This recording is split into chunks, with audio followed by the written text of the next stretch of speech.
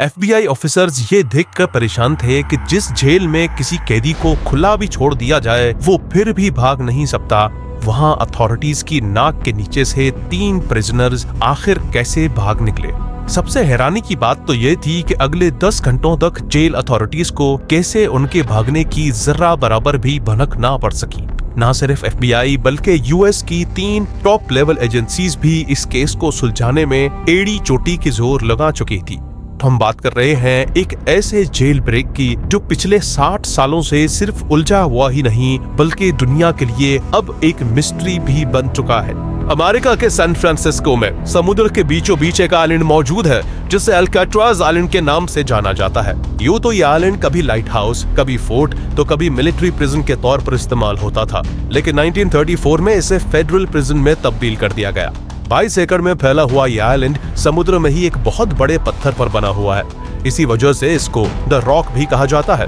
1934 से लेकर 1963 के बीच इस जेल में एक से बढ़कर एक खूंखार कैदियों को रखा गया, जिनमें अल कैपोन, जॉर्ज केली, एल्विन कार्पस और रॉबर्ट स्ट्राउड जैसे खतरनाक मुजरिम शामिल थे। देश के टॉप क्रिमिनल्स को कैद रखने के लिए इस जेल को इस तरह से तैयार किया गया था कि किसी भी कैदी का यहाँ से भाग पाना लगभग नामुमकिन था। एक और जहाँ ये आइलैंड चारों तरफ से पैसिफिक ओशन के ठंडे पानी और तूफानी लहरों से घिरा हुआ है, तो वहीं दूसरी ओर ये अंदर से भी बेहद मजबूत था। जेल की सख्त सलाखें, हाईटेक सिक्योरिटी, चारों तरफ 12 फुट की कंटीले तारों की 2 फेंस, वॉच टावर्स पर 24 घंटे तैनात गार्ड्स और पूरे दिन में 12 बार कैदियों की जांच जैसे सख्त नियमों ने इस जेल को और भी मजबूत बना रखा था। ऐसी कड़ी निगरानी और सख्ती के कारण ये जेल कैदियों के लिए नर्क बना हुआ था। जिन भी कैदियों ने यहाँ से भागने की कोशिश की उन्हें या तो पकड़ लिया गया या फिर वो मारे गए। अल्काट्राज के इसी अल्टीमेट मैक्सिमम सिक्योरिटी की वजह से इसे द इनएस्केपेबल प्रिजन का दर्जा हासिल था, यानी एक ऐसी जेल जहां से भागा नहीं जा सकता था। लेकिन 12 जून 1962 की सुबह अपने साथ एक ऐसी खबर लेकर आई जिसमें इस जेल के रुतबे और उसकी सिक्योरिटी को मिट्टी में मिलाकर रख दिया। दुनिया की सबसे मजबूत जेल तोड़ी जा चुकी थी।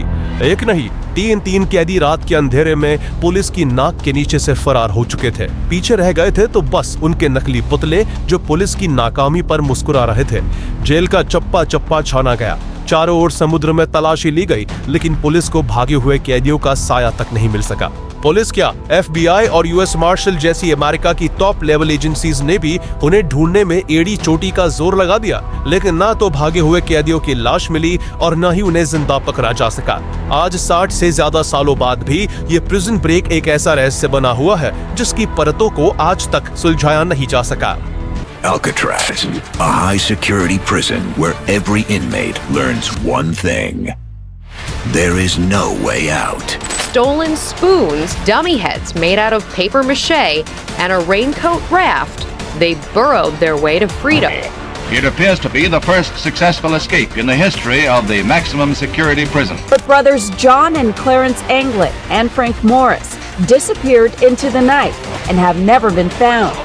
The escape triggered the greatest manhunt in San Francisco's history, as agents of the FBI, Coast Guardsmen, Highway Patrol, sheriff's deputies, and local police join in the search. They found 3 decoyed heads lying in the beds. The family believes this is a photo of John and Clarence Anglin taken at their home in Brazil in 1975. जुलाई 1962 को Alcatraz का सारा भ्रम तब टूटा जब 3 prisoners यहाँ की security को बड़ी महारत से धोखा देकर फरार हो गए। इस कहानी के मेन किरदार ये 4 लोग हैं जिनमें जॉन विलियम एंगलिन और क्लियरेंस एंगलिन आपस में भाई हैं। इनको एक बैंक रॉबरी के केस में यहाँ रखा गया था। उसके बाद ये है फ्रैंक मॉरिस जो 13 सालों की एज से ही ऑन एंड ऑफ जेल की शक्ल देखता रहा है। इसको भी अल्काट्राज में बैंक रॉबरी की वजह से रखा गया था। आखिर में ये है एलन वेस्ट जो पहले भी कई बार दूसरे जेलों से भागने की कोशिश कर चुका है। इसी वजह से इसको मैक्सिमम सिक्योरिटी के लिए अल्काट्राज में रखा गया। एलन वेस्ट, फ्रैंक मॉरिस और एंगलिन ब्रदर्स, इन चारों कैदियों में दो बातें सेम थी। पहली ये कि चारों ही चोर थे और दूसरी ये कि अल्काट्राज आने से पहले ये जिन जिन जेलों में बंद थे ये वहां से भागने की कई बार कोशिश कर चुके थे।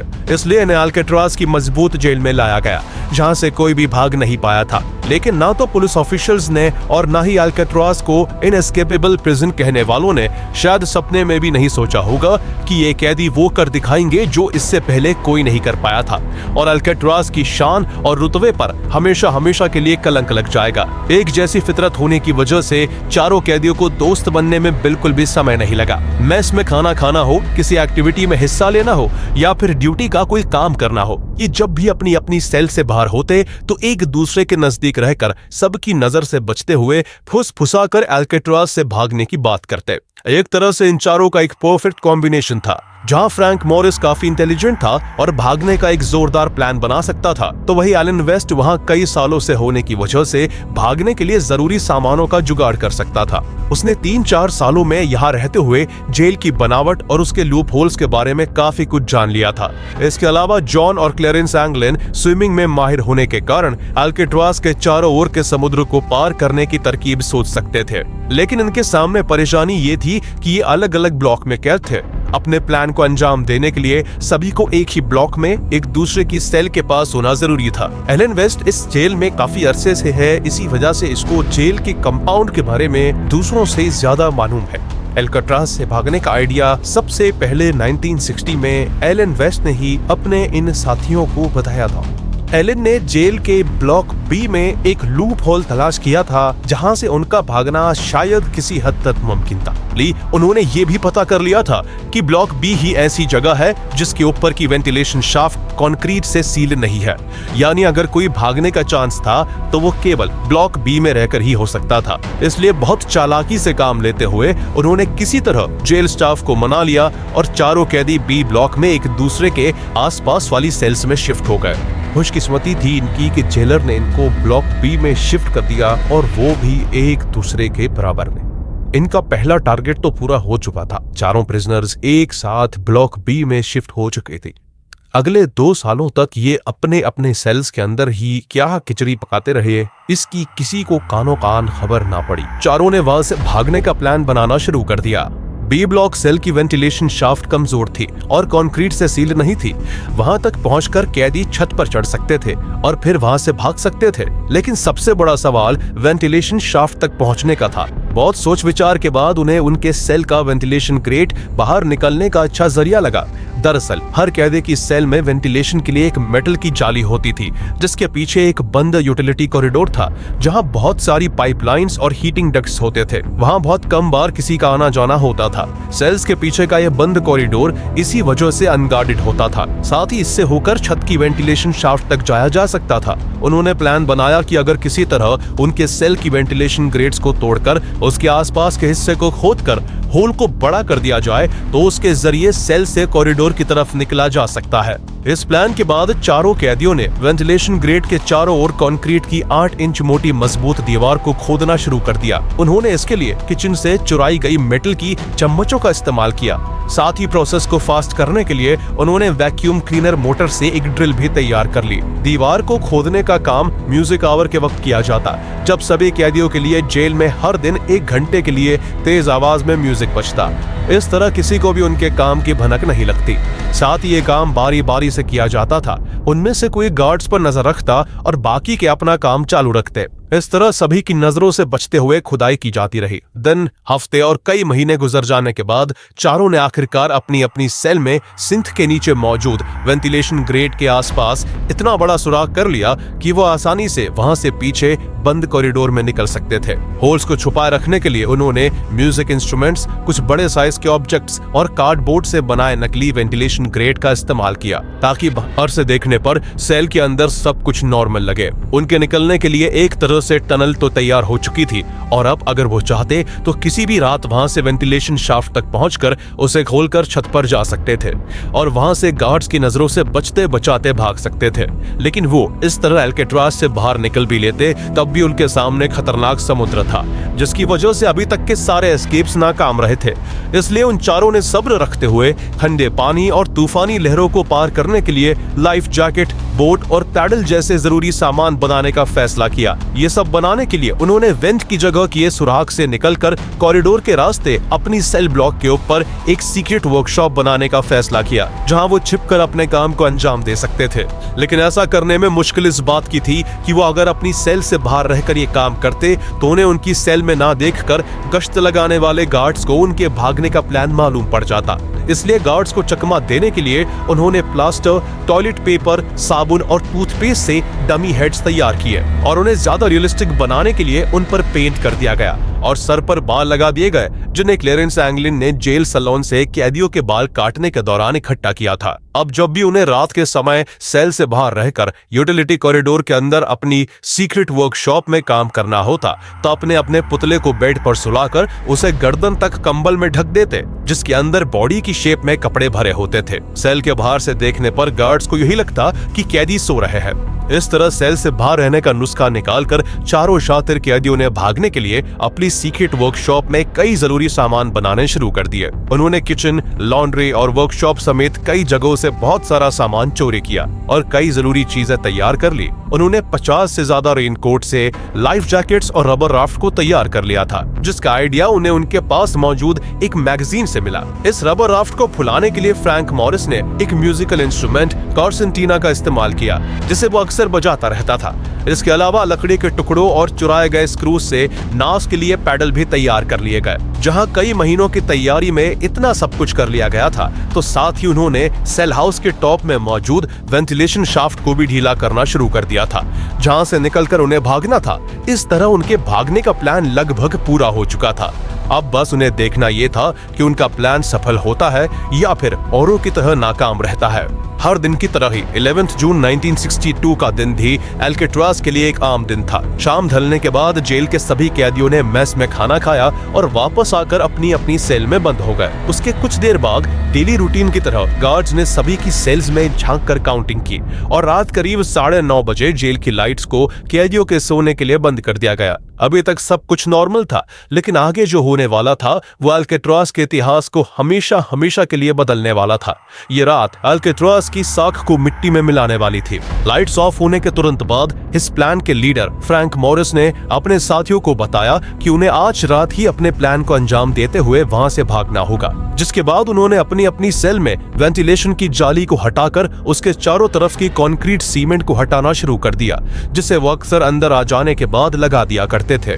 फ्रैंक मॉरिस, जॉन एंगलिन और क्लेरेंस एंगलिन कुछ ही देर में वेंट को पार करके सेल से निकलकर पीछे कॉरिडोर में आ गए, लेकिन एलन वेस्ट अभी भी वेंट के पास की सीमेंट को हटाने में लगा था, जो सख्त हो चुकी थी। उसे टाइम देते हुए बाकियों ने अपने खुफिया ठिकाने से सारा सामान इकट्ठा करना शुरू कर दिया।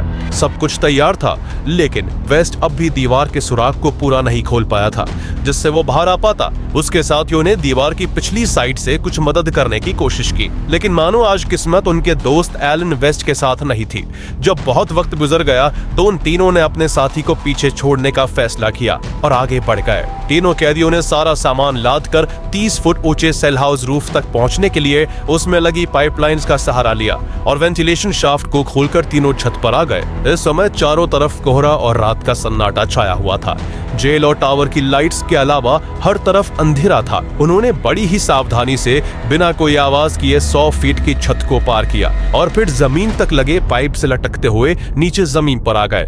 वहां से उन्होंने वॉच टावर पर तैनात गार्ड्स की नजर से बचते हुए अल्केट्राज के चारों ओर लगी 12 फुट ऊंची कंटीली तारों की 2 फेंस को बहुत सावधानी से पार किया और पानी के एक ऐसे किनारे आ गए जो टावर लाइट्स की रेंज से बाहर था। इसके बाद उन्होंने रेनकोट से तैयार की गई राफ्ट को म्यूजिकल इंस्ट्रूमेंट कॉर्सेंटीना से फुलाकर उसे पानी में उतारा लाइफ जैकेट्स पहनी और रात के अंधेरे और तेज लहरों को चीरते हुए दुनिया की सबसे मजबूत जेल अल्काट्राज से भाग निकले। पूरा अल्काट्राज अभी भी सोया हुआ था। जो गार्ड्स वहां पहरा दे रहे थे उन्हें भनक तक नहीं लगी थी कि उनकी नाक के नीचे से 3 कैदी फरार हो चुके हैं। लेकिन इस बीच एक शख्स था जिसके सीने पर कयामत गुजर रही थी।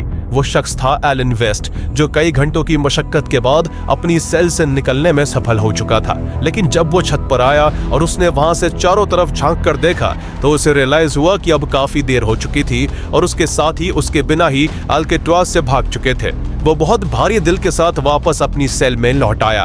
12 जून 1962 की सुबह का सूरज अल्काट्राज के लिए एक ऐसी खबर लाया जिसने पूरी अमेरिका को हिला कर रख दिया। 12 जुलाई 1962 को रूटीन के मुताबिक सुबह के 7 बजे जेल स्टाफ तमाम प्रिजनर्स को उठाने के लिए निकले। असेंबली में काउंटिंग की गई तो इनमें 3 प्रिजनर्स मिसिंग थे। जब स्टाफ ने तमाम सेल्स को दोबारा से चेक किया तो ब्लॉक बी में एंगलिन ब्रदर्स समेत फ्रैंक मॉरिस को अपने ही बेड पर सोया हुआ पाया। उनको ये बात बिल्कुल भी नॉर्मल नहीं लगी और उन्होंने सेल के अंदर जाकर उनको उठाने की कोशिश की।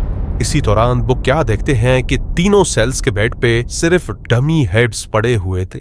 जी हाँ, वो तीनों भाग चुके थे और उन्होंने सोप, प्लास्टर और कंक्रीट के मिक्सचर से बना ये डमी हेड रख दिया था। इनमें से एक हाथ लगने की वजह से जमीन पर गिरकर टूट भी गया, जिसको इस फोटो में भी देखा जा सकता है।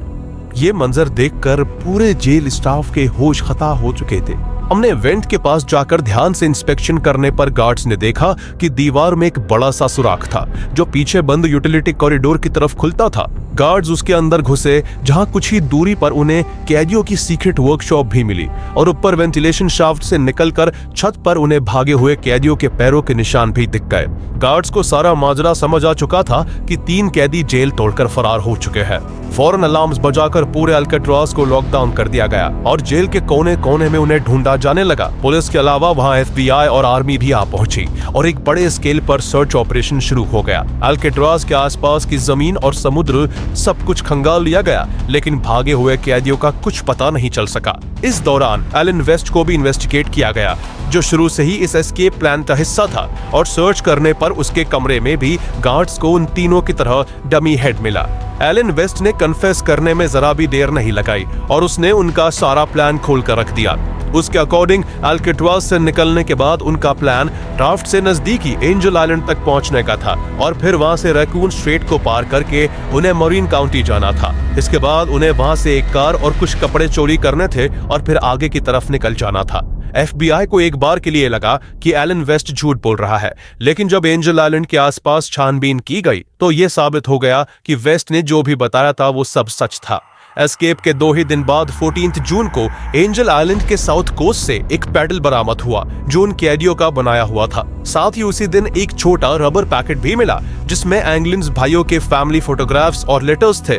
इसके कुछ दिन बाद इन्वेस्टिगेटर्स को गोल्डन गेट ब्रिज के तट पर उनकी नाव का फटा हुआ एक टुकड़ा और अल्काट्राज से 50 यार्ड्स की दूरी पर एक फूली हुई लाइफ जैकेट मिली जो उन तीनों में से ही किसी की थी। कोस्ट गार्ड्स, पुलिस, FBI और आर्मी को यह सब कुछ मिला, लेकिन भागा हुआ एक भी कैदी नहीं मिल सका। इन मिली हुई चीजों, भागने वाली रात के खराब मौसम और अल्काट्राज के चारों तरफ के ठंडे पानी और तूफानी लहरों को ध्यान में रखते हुए ये निष्कर्ष निकाला गया कि तीनों अल्काट्राज से भागे तो थे, लेकिन वो समुद्र की तेज लहरों को पार नहीं कर पाए। उनकी नाव बीच में ही डूब गई होगी, जिससे उनकी डूबकर जान चली गई होगी और उनका सामान इस तरह तितर-बितर हो गया होगा। इसके अलावा अगर वो पानी से बच भी निकले होते तो भी उनके पास रहने, खाने और ट्रैवल करने के लिए पर्याप्त पैसे नहीं थे। साथ ही भागने के बाद उनके लिए चोरी कर पाना भी मुश्किल था, क्योंकि उनके नाम के वारंट निकले हुए थे। उनके फोटोग्राफ्स हर एक जगह छपवा दिए गए थे, जिस कारण उनके द्वारा ऐसा कुछ भी करने पर उन्हें तुरंत पकड़ लिया जाता। इसके अलावा उनके मरने की खबर को जो एक चीज बहुत पुख्ता करती थी वो ये थी कि एस्केप के करीब 1 महीने बाद 17 जुलाई 1962 को एक Norwegian cargo ship San Francisco के समुद्र से गुजर रहा था। तब उसके क्रू ने गोल्डन गेट ब्रिज से 20 माइल्स नॉर्थ वेस्ट में एक लाश को तैरते हुए देखा, जिसने कैदी के कपड़े पहने हुए थे। हालांकि इसकी जानकारी क्रू FBI को उसी दिन नहीं दे पाया था, इसलिए फौरन वहां पर जांच नहीं की जा सकी। इस पूरी बात की खबर FBI को कुछ वक्त के बाद लगी और तब बताई गई जगह पर सर्च करने पर कोई भी लाश बरामद ना हो सकी। इन सभी बातों को ध्यान में रखते हुए इन्वेस्टिगेटर उन्हें मरा हुआ मानने लगते हैं, लेकिन कुछ बातें ऐसी भी होती है जो तीनों कैदियों के जिंदा बच निकलने की पॉसिबिलिटी को बहुत बल देती है। दरअसल अल्काट्राज के चारों ओर का पानी बेशक ठंडा और तूफानी लहरों से भरा हुआ है, लेकिन ऐसा नहीं है कि उसे कभी तैरकर पार नहीं किया जा सका। इनफैक्ट उन तीनों कैदियों के भागने के कुछ महीने बाद दिसंबर 1962 में अल्काट्राज से जॉन पॉल स्कॉट नाम का एक और कैदी भाग निकला था, और वो बिना किसी बोट और लाइफ जैकेट के ही ठंडे पानी में स्विम करके सैन फ्रांसिस्को के किनारे तक आ पहुंचा था। हालांकि उसे बाद में कमजोर हालत में पकड़ लिया गया, लेकिन जब एक आम सा कैदी बिना किसी तैयारी के इस कारनामे को कर सकता था, तो फिर मास्टर स्विमर्स रहे दोनों एंगलिन ब्रदर्स और चालाक फ्रैंक मॉरिस के लिए बोट और लाइफ जैकेट जैसी चीजों के सहारे किनारे तक आना कोई बड़ी बात नहीं थी। इसके अलावा पानी में किसी भी लाश को तैरकर किनारे तक आने में महज कुछ दिन का वक्त लगता है, इसलिए अगर वो तीनों सच में डूबकर मरे होते तो उनकी लाश कुछ दिन या कुछ हफ्तों में किसी न किसी किनारे पर आ जाती, जबकि असल में तीनों कैदियों की डेड बॉडी को कभी नहीं पाया जा सका। इन सभी फैक्ट्स के अलावा कुछ ऐसे दावे सामने आए जिन्होंने तीनों भागे हुए कैदियों के सर्वाइवल की बात को पक्का कर दिया। 1962 यानी वो साल जब तीनों कैदी अल्काट्राज तोड़कर भागे थे, उसी साल के क्रिसमस पर एंगलिन ब्रदर्स के परिवार वालों को अननोन नेम से पोस्टकार्ड्स मिलना शुरू हो गए और एंगलिन्स की मां को मदर्स डे पर फूलों का गुलदस्ता आने लगा। पोस्टकार्ड्स और गुलदस्ते का यह सिलसिला तब तक चला जब तक साल 1973 में एंगलिन्स की मां की मृत्यु नहीं हो गई। इसके बाद जब उनकी मां का फ्यूनरल हुआ तो उसमें दो मिस्टीरियस लेडीज को देखा गया जो काफी टॉल थी। उन्होंने बहुत सारा मेकअप किया हुआ था और इससे पहले उन्हें कभी नहीं देखा गया था। इसके कुछ सालों बाद जब एंगलिन्स के पिता की मौत हुई तो उनके फ्यूनरल पर भी दो लंबी दाढ़ी वाले अजनबी देखे गए जिन्होंने फ्यूनरल अटेंड किया। वो वहां कुछ देर रुके, कोने में खड़े होकर रोए और कुछ ही देर बाद वहां से गायब हो गए। परिवार वालों ने बाद में क्लेम किया कि ये जॉन और क्लेरेंस एंगलिन ही थे जो FBI की नजर से बचकर किसी न किसी तरीके से उनसे जुड़े हुए थे। उनकी मां के फ्यूनरल में भारी FBI की टीम भी उन्हें नहीं पकड़ पाई थी जब दोनों भाई औरत के भेस में वहां आए हुए थे। इसके अलावा उनके जिंदा बचने को लेकर एक और क्लेम सामने आता है। दरअसल जब एंगलिन ब्रदर्स के बड़े भाई रॉबर्ट एंगलिन की डेथ हुई तो उसने मरने से पहले अपने परिवार वालों से कहा कि कोई भी जॉन और क्लेरेंस की चिंता ना करे, दोनों सेफ है, और वो 1963 से ही उनके संपर्क में रहा है। जहां एंगलिन्स के परिवार वालों के ये दावे उन दोनों के जिंदा रहने को बल देते हैं, तो वही एक दावा फ्रैंक मॉरिस के चचेरे भाई बड वाइट का भी है, जिसके हिसाब से फ्रैंक मॉरिस जेल से भागने के कई दिनों बाद उससे सैन डिएगो के पार्क में मिलने आया था। उसकी इस बात का उसकी बेटी ने भी समर्थन किया जो उस दिन उसके साथ वहां मौजूद थी। FBI के सामने इस तरह के बहुत सारे दावे आते रहे जो उन तीनों के जिंदा बचे रहने की बात को पुख्ता करते थे, लेकिन जांच करने पर FBI को कुछ भी नहीं मिला। इस तरह इन्वेस्टिगेशन करते हुए करीब 16 साल गुजर गए, लेकिन जब FBI को उन तीनों का कोई सुराग नहीं मिल सका तो FBI ने थक हार कर 1979 में इस केस को क्लोज कर US मार्शल सर्विसेज को इस केस की सारी जिम्मेदारी सौंप दी। लेकिन इस रहस्य भरे केस में आखिर US मार्शल भी क्या अलग कर सकती थी? US मार्शल के अंडर भी सालों तक इन्वेस्टिगेशन चलती रही, लेकिन ना तो तीनों कैदियों का कोई अता पता चला, ना ही उनसे जुड़ा कोई पुख्ता सबूत मिल सका। इस इन्वेस्टिगेशन में कुछ जान तब आई जब 2003 में US मार्शल माइकल डाइक ने इस केस का चार्ज अपने हाथों में लिया। उन्होंने इस केस से जुड़ी सभी फाइल्स को खंगालना शुरू कर दिया जिन पर सालों से धूल जमी हुई थी। डाइक ने मरीन काउंटी पुलिस स्टेशन का रिकॉर्ड भी चेक किया जहां से उन्हें इस केस से जुड़ी एक बड़ी मिली। जिस रात तीनों कैदी भागे थे उसी रात की एक पुलिस रिपोर्ट उन्हें वहां से मिली जिसमें कार के चोरी होने की कंप्लेंट थी। हैरानी की बात यह है कि आई विटनेस ने इस कार को 3 लोगों द्वारा चोरी करते देखा था। ये एक ब्लू शेवी कार थी जिसे चोरी होने के अगले दिन मरीन काउंटी से 100 माइल्स दूर कैलिफोर्निया के स्टॉकटन में देखा गया, जिसमें 3 लोग बैठे हुए थे। इस कार की स्पीड इतनी तेज थी कि रोड पर बाकी व्हीकल से टकराने से ये बाल बाल बचे। इसी को लेकर स्टॉकटन के पुलिस स्टेशन में एक शख्स ने कंप्लेंट रिपोर्ट भी लिखवाई थी। इन सभी बातों को एलन वेस्ट के दिए कन्फेशन से जोड़कर देखा जाए तो भागे हुए कैदियों ने सब कुछ प्लान के मुताबिक ही किया था और वो मरीन काउंटी से कार चोरी करके अपनी मंजिल की तरफ फरार हो गए थे। लेकिन 1962 की इन रिपोर्ट्स पर 40 सालों बाद गौर किया जा रहा था, जिस वजह से उन्हें ढूंढने में माइकल डाइक को कोई भी हेल्प नहीं मिल सकी। जहां इन्वेस्टिगेटर्स को उनका कोई क्लू नहीं मिल रहा था तो वहीं उन तीनों के जिंदा देखे जाने के दावे कभी खत्म नहीं हो सके। ये सिलसिला चलता रहा और इस तरह कई साल और कई दशक बीत गए और साल 2015 आ गया। इस साल इस केस को लेकर एक नया खुलासा होता है, जिसमें यह भी पता चलता है कि आखिर जेल से भागने के बाद वो कैदी कहां गायब हुए थे। दरअसल 2015 में जॉन और क्लेरेंस एंगलिन के परिवार वालों ने एक रिटायर्ड यूएस मार्शल इन्वेस्टिगेटर को बताया कि 1992 में उन्हें फ्रेड ब्रिजी नाम के एक फैमिली फ्रेंड ने एक फोटोग्राफ लाकर दिया था, जो 1975 में ब्राजील के अंदर खींचा गया था। वो फोटो फैमिली ने रिटायर्ड इन्वेस्टिगेटर को दिया, जिसमें दो लोग चश्मा पहने खड़े थे। उनका दावा था कि फोटो में देखे जाने वाले इंसान कोई और नहीं बल्कि जॉन और क्लेरेंस ही है। 5 साल बाद 2020 में जब एआई का इस्तेमाल करते हुए इस फोटो का फेशियल रिकॉग्निशन किया गया तो यह कंफर्म हो गया कि फोटो में जॉन एंगलिन और क्लेरेंस एंगलिन ही थे। लेकिन ये फोटो 1975 की थी, इसलिए उन्हें ढूंढने में इससे कोई मदद नहीं मिल सकी। इसके बाद 2016 में एक और किस्सा सामने आता है, जब एक आदमी अपने मरने से जस्ट पहले अपनी नर्स से कन्फेशन करता है कि उसने अल्काट्राज प्रिजन के 3 कैदियों की भागने में मदद की थी, जिनके नाम फ्रैंक मॉरिस, जॉन एंगलिन और क्लेरेंस एंगलिन थे। उसने बताया कि उस रात वो और उसका साथी अल्काट्राज से कुछ दूरी पर एक व्हाइट बोट में कुछ कैदियों के भागने का इंतजार कर रहे थे। प्लान पहले से बना हुआ था और उन तीनों के वहां पहुंचने पर उन्हें ऊपर खींचकर बोट में सवार कर लिया गया। इसके बाद वो रात के अंधेरे में वहां से भाग निकले। दरअसल इससे ही जुड़ी एक जानकारी रॉबर्ट केकी नाम के एक पुलिसमैन ने एस्केप के जस्ट कुछ दिन बाद ही एफबीआई को दी थी। उसने बताया था कि उस रात जब वो ऑफ ड्यूटी था, तब उसने मरीना ग्रीन के पास अपनी कार में बैठे हुए अल्काट्राज से कुछ दूरी पर एक सफेद बोट को देखा था। बोट में कोई रोशनी भी नहीं थी, इसलिए हो सकता है इसी बोट के सहारे वो तीनों भागे हो। लेकिन उसके जरूरी पॉइंट को एफबीआई ने कोई खास तवज्जो न देकर कोई जरूरी छानबीन नहीं की थी। 3 कैदियों का अल्काट्राज से भाग निकलने का यह रहस्य साल दर साल नए मोड़ लेता रहा। 2018 में सैन फ्रांसिस्को पुलिस ने एक ऐसा खुलासा किया जिसने सभी को और भी हैरत में डाल दिया। पुलिस ने बताया कि उन्हें 2013 में एक लेटर मिला था, जिसमें लिखने वाले का नाम जॉन एंगलिन लिखा हुआ था। उस लेटर में बताया गया कि तीनों कैदी 1962 की जून की रात अल्काट्राज से जिंदा भाग निकले थे और एफबीआई की नजरों से बचते हुए अलग अलग जगहों पर छुपकर रहते थे। लेटर में आगे लिखा था कि फ्रैंक मॉरिस 2008 में और क्लेरेंस एंगलिन 2011 में मर चुका है और वो खुद 83 साल का एक सीक्रेट जगह पर रहते हुए कैंसर से जूझ रहा है। उसने अथॉरिटीज से अपील की कि अगर उसके मेडिकल ट्रीटमेंट का वादा किया जाए तो वो सरेंडर करने को तैयार है।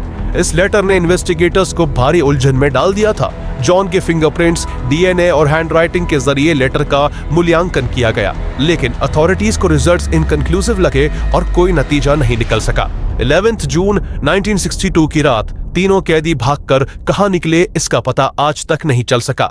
ये सवाल कि वो कहां गए, जिंदा रहे या नहीं, और अगर वो मरे तो उनकी लाशें क्यों नहीं मिली, इन सभी सवालों का सही जवाब आज तक अमेरिकी एजेंसियों के पास नहीं है। ये केस आज 60 से ज्यादा सालों बाद भी अनसॉल्व्ड और ओपन है।